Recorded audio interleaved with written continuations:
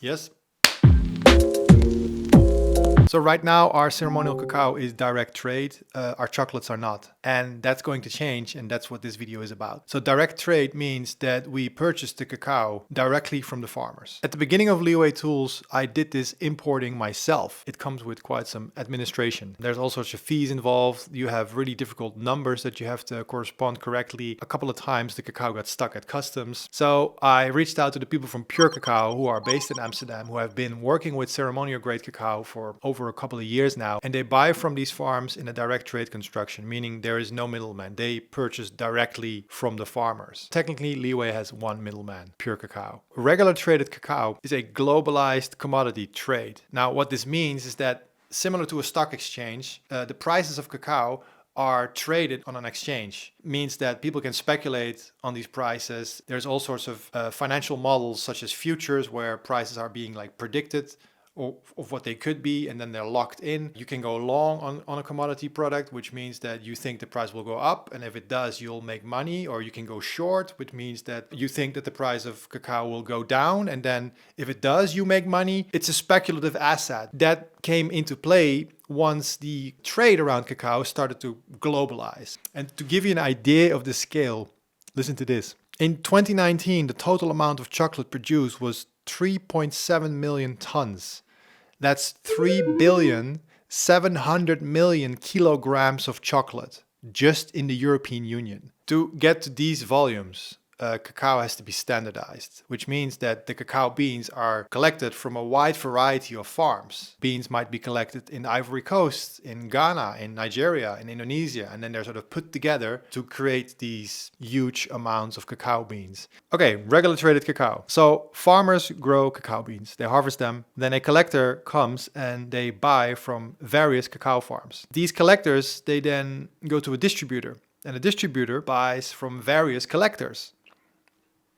That's where the scale starts to come, right? Then it finally goes to a wholesale company that buys from various distributors. The price that they pay is the price that is decided through this commodity product exchange. How that works is something that I have to still dive into, but bear with me. Then a company will buy it from a wholesaler. So you can see there's all these people involved, and at each step, the supply chain gets more complex and more complex and more complex. That's regular traded cacao. If we then look at direct traded, it's way simpler. The farmers, they grow the beans and they turn that into cacao mass, or they keep the beans raw. A company then buys from the farmers. They usually pay a much better price to the farmers. So this is a simplified version, which allows for better prices because there's just way less people that need to profit off the trade. Because when you look at the first one from regular trade, there's just so many people involved and they all have to make money. So you can imagine that a farmer in the regular trade of cacao, they're not making fuck all, they're making peanuts. And because the cacao beans exchange so many hands, there's so many people involved. This is where things tend to get a bit fucked. Think about deforestation due to monocrop agriculture.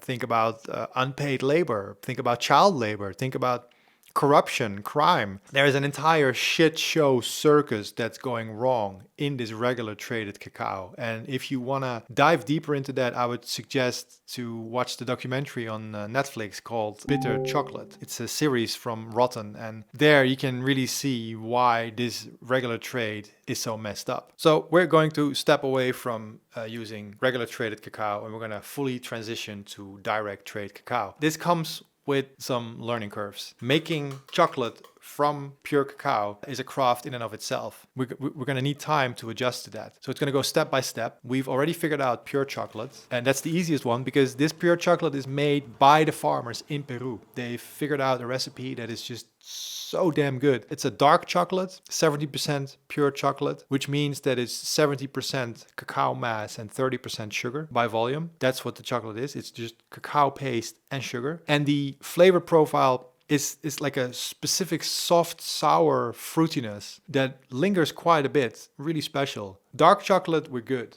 We got that. The next chocolate we're going to update in our product line is milk chocolate. Currently use milk chocolate in the chocolate bars. And I've been playing with a recipe and I've been tinkering and I've been bumping my head against all sorts of learning curve issues. Fuck me. But I think I figured out like a solid milk chocolate recipe based on direct trade cacao. So that's gonna roll out pretty soon. I'm really stoked because that means that we already have 2 chocolates that have their base in direct trade. That's good. We're getting there. The next challenge is gonna be white chocolate, which is not made with cacao mass, but with cacao butter. Whole different animal to play with, step by step, baby steps. So if you wanna stay up to date on the exact details of the product launch, it's best to subscribe to our mailing list. As I explained in previous videos, we can't be too explicit on YouTube because we'll get kicked off the platform. So the more explicit details about the ingredients, about everything that we do with the chocolate, it's best to sign up for the email. If you have already purchased a product, then you should join the Telegram group, because there we can also directly communicate with you in an almost 24/7 cadence. Each product that we have gives you access to this group. It's a free group, it's a private group. You can be anonymous. So if you want more information, those are the 2 channels that we would definitely refer to. I hope you see me in the next one. Bye-bye.